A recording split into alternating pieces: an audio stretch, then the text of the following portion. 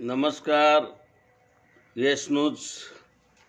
परवाच आमचे बाबा आढाव कोल्हापूरला आले होते आणि विषय असा होता की निवडणुकीतील शंकासाठी आयोग हवा.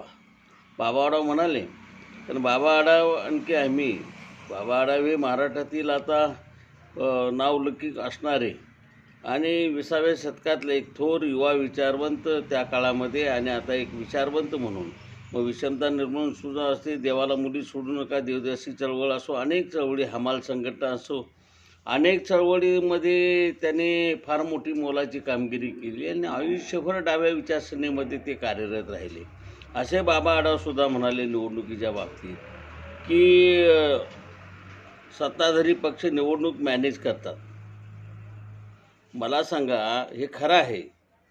सत्ताधारी पक्ष निवडणूक मॅनेज करतात ह्या बोलबाला संपूर्ण महाराष्ट्रभर आता चालू आहे. जे लोकसभेला झाले त्याच्या उलट विधानसभेला झाले, हाच मोठा पुरावा आहे. त्यावर निवडणूक आयोग काय म्हणाले? काही नाही असे उत्तर देतो आहे. निवडणूक आयोगाने निवडणुकीबाबतच्या शंकांचे निरसन करण्यासाठी उच्च तज्ज्ञांची समिती नेमावी, असं सुद्धा बाबा आढाव त्यावेळी म्हणाले. स्वतंत्र आयोग असावा हेही ते म्हणाले. त्यांनी शंकांचे निरसन करावे असेही ते म्हणाले. कष्टकऱ्यांचे ज्येष्ठ नेते डॉक्टर बाबा आढाव यांनी सकाळची बोलताना सांगितलं होतं. आणि हे यथोचित म्हणजे खरोखर आज विचार करायला भाग पाडणारं आहे. कारण बाबा आढावांचं म्हणणं काही चुकीचं नव्हतं. बाबा आढावांनी जे सांगितलं ते काय चुकीचं आहे? मला सांगा ना, काय चुकीचं आहे? आणि म्हणून बाबा आढाव एका पुस्तक प्रकाशनाच्या निमित्तानं कोल्हापूरला आले होते. आज निवडणुकीत पैशाचा जो धुमाकूळ होतो, निवडणुकीतील मतदान यंत्रात दोष असू शकतील, त्यापेक्षा निवडणूक यंत्रणांचा वापर जो चालला आहे तो गंभीर आहे, हे ते सरळ म्हणाले ना. निवडणुकामध्ये पैशाचा वापर वाढलाच, पण निवडणुकीचे वेळापत्रक, मतदारसंख्या, मतगणना, शेवटच्या तासाचं मतदान वाढणे, या साऱ्या प्रकारातून एक प्रकारची मनमानी सुरू आहे. शेवटच्या तासाला मतदानाची संख्या वाढते, हे कशामुळे शक्य आहे? दिवसभर मतदार कोण किती पैसे देतात याची वाट पाहत असतात. मतदान वाढवण्यासाठी प्रयोग होतात, हेही गंभीर आहे. लाडक्या बहिणीचे उपयोग सत्ताधाऱ्यांना झाला, हे एका बाजूला म्हटलं जातं आहे, पण दुसऱ्या बाजूला हेही म्हटलं जातं आहे की पैशाचा प्रचंड मोठा वापर केला गेला आणि महिलांना, लाडक्या बहिणींना उपयोग सत्ताधाऱ्यांना झाला. हे जरी खरं असलं, दिवाळीवेळी महिलांना पैसे दिले, मात्र सरकारने निवडणुकीसाठी करीत आहे हे लक्षात येण्यास वेळ लागला. त्यामुळे लाडक्या बहिणीला उपयोग काही अंशी सत्ताधाऱ्यांना झाला, हे खरं आहे. सरकारने लोकहिताची खातीच बर्बाद करून टाकली आहेत. म्हणून राज्यातील एका मंत्र्यांनी मजूर खाते नको असे सांगितले, तेव्हा त्याला गृहमंत्री केले. कायदे गुंडाळले जात आहेत. जनतेचा दाद मागण्याचा हक्कच सरकारने काढून टाकला आहे. अदानी अंबानीचे भले करीत आहे, कर वसूल करते, मोटार घ्या, कर द्या, रस्त्यासाठी कर द्या, या करांची वसुली शंकास्पद आहे. आणि खरं म्हणजे या राज्यामध्ये आज काय चाललं आहे हे जर बारकाईनं बघितलं तर या सरकारला काही विचारले तरी सरकार निर्लज्जपणे उत्तर देते. सामान्यांना सरकार म्हणते की आम्ही तुम्हाला पैसे देतो, आम्ही तुमचा पगार वाढ केली आहे. कोणत्याही व्यवहाराची चौकशी करण्याचे सर्वच मार्ग केले आहेत, मार्ग आज बंद आहेत. पंतप्रधान पत्रकाराशी बोलत नाहीत, हेही गंभीर आहे, असेही डॉक्टर बाबा आढाव आपल्या मुलाखतीच्या दरम्यान म्हणाले. जबाबदारी न मानणारे सरकार, अशीच आज सरकारची प्रतिमा झालेली आहे. महाकुंभ मेळाव्यात झालेल्या चंगराचंगरीत किती लोकांचे मृत्यू झाले याची गणती नाही, हे लांछनास्पद आहे. सरकारने कसली व्यवस्था केली म्हणायची? सरकार त्या घटनेची जबाबदारी घेत नाही, त्यांना दुःख वाटत नाही.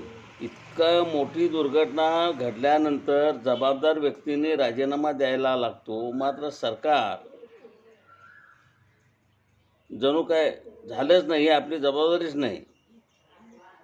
मात्र सरकार जणू आपली जबाबदारी नसल्यासारखी वागते. लोकशाहीमध्ये जबाबदारी असते, ती मानली जात नाही. सरकार मनमानी करताना दिसते. असे खडे बोलही बाबा आढावने आपल्या मुलाखतीत सांगितलं. आणि आज वस्तुस्थिती जर बघितली, गावगावचं मतदान जर बघितलं, गावगावामध्ये चाललेला गावगाड्यामधली निवडणुकीची अवस्था त्या काळातली जर बघितली, तर वास्तव चित्र काय आहे? बरीच मंडळी म्हणत आहेत आमच्या गावचं मतदान नाही, एवढं मतदान झालेलं आहे. काही ठिकाणी तर अशी परिस्थिती आहे की आम्ही मतदानालाच गेलो नव्हतो, मग आमचं मतदान झालं कसं? आणि अशा प्रकारच्या कुरघोड्या ज्यावेळी केल्या जातात त्यावेळी आपण कोणाला दोषी द्यायचा? आणि म्हणून निवडणुकीतील शंकासाठी बाबा आढाव जे म्हणाले आयोगाची गरज आहे, आयोग हवा आहे, ते काही चुकीचं नाही ना. आणि आयोग नेमला तर निश्चितपणे लोकांना न्याय मिळेल. त्यानिमित्तानं लोकांच्या जो एक प्रकारचा जे लोकांच्या मनामध्ये दडपण आहे की आज निवडणुका व्यवस्थित निपक्षपणे होत नाहीत आणि निवडणुकीमध्ये जो सावळा गोंधळ चाललेला आहे, हा गोंधळ दूर व्हायला काही अंशी कारणीभूत होईल. आणि त्या पद्धतीने जर हा विचार केला गेला तर निश्चितपणानं चांगला आहे असं मलाही या निमित्तानं वाटते. आज मराठा स्वयंसेवक संघाचा राष्ट्रीय अध्यक्ष म्हणून माझी जबाबदारी आहे की प्रबोधन आणि प्रचार आणि प्रसार चांगल्या पद्धतीनं कसा होईल हे सुद्धा संघटनेच्या माध्यमातून आम्ही करण्याचा प्रयत्न करतो आहे.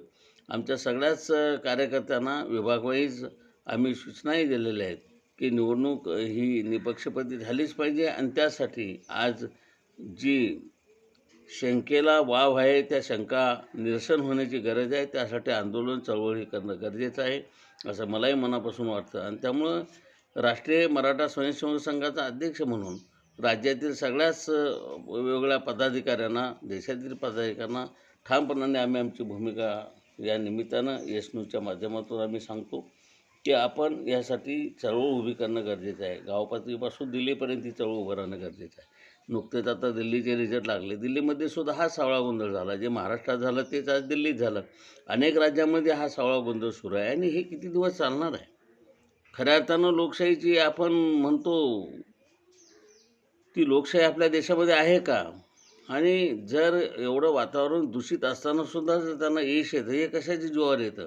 आणि म्हणून काही म्हणत आहेत की ईव्हीएममध्ये घोटाळे केलेले आहेत. काही म्हणत आहेत हे असं होऊ शकत नाही आणि काहीतरी घोळ केलेला आहे. जिथं आता काँग्रेससारख्या एवढ्या मोठ्या पक्षाची एकही सीट दिल्लीमध्ये येऊ नये, एकही सीट येऊ नये, एवढी काँग्रेस रसातळाला गेली.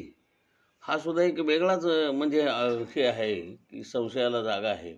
एकही सीट, 2-5 सीटा तरी यायला पाहिजे.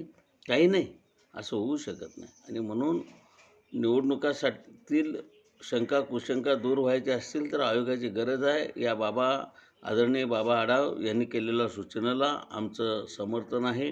तेच या निमित्तानं यश न्यूजच्या माध्यमातून मी आपल्याला सांगू इच्छितो की बाबा आढाव ज्येष्ठ नेते आहेत, ज्येष्ठ विचारवंत आहेत आणि महाराष्ट्रामध्ये आता जुन्या पिढीतले एक थोर विचारवंत म्हणून त्यांच्याबद्दल आदर आहे. आम्हा सगळ्यांनाच मंडळींना त्यांच्याबद्दल आदर आहे. आणि बाबा आढाव यांच्या मताशी आम्ही समरस आहे. बाबा आढावजी यांनी जे आयोगाच्या बाबतीत जे काय बोलले ते अतिशय योग्य आहे आणि आयोग हा झालाच पाहिजे हे या निमित्ताने न्यूजच्या माध्यमातून मी आपण इथं परत एकदा अधोरेखित करतो आणि मी माझं लांबलेलं जगत पूर्ण करतो. जय हिंद, जय महाराष्ट्र, जय भारत.